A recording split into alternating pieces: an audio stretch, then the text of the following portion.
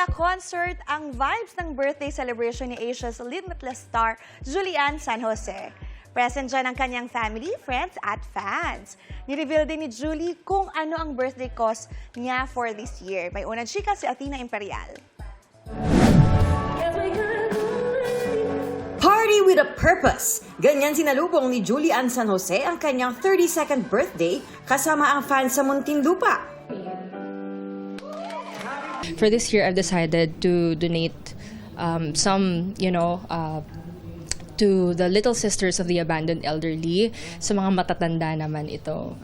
Pinerform ni Julian sa harap ng kanilang pamilya at close friends ang mga kanta, kabilang ang pinakabagong single niyang Kung Ikaw Ay Bibitaw. Kung ikaw ay bibitaw, ako'y mananatili at magmamahal sa'yo. Ako nasa process ako ngayon ng mga pagsusulat at pag-create ng mga songs.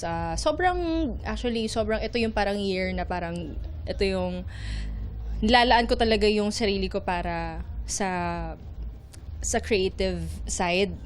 Ngayong nagmamature na siya, nag-i-invest na rin siya sa properties. May mga napag-investan na, may mga nabili ng mga properties. So, iyon. Oo. Para sa'yo? Sa sarili? O for the future? Pwede naman. I guess, pwede naman.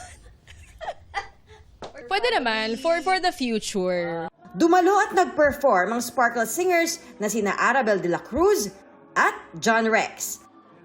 May message rin ang kanyang boyfriend na si Raver Cruz na nagpakilig hindi lang kay Julian, kundi pati sa audience. Napakabuti kasi talaga ng puso niya, napakabuting tao.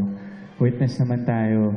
So sobrang swerte ako kasi siguro may nagawa rin ako tama talaga sa buhay ko kasi sinabi ni Lord na, yan, okay yan, pwede mo magustuhan yan si Raver. Ito ang unang balita, Athena Imperial, GMA News.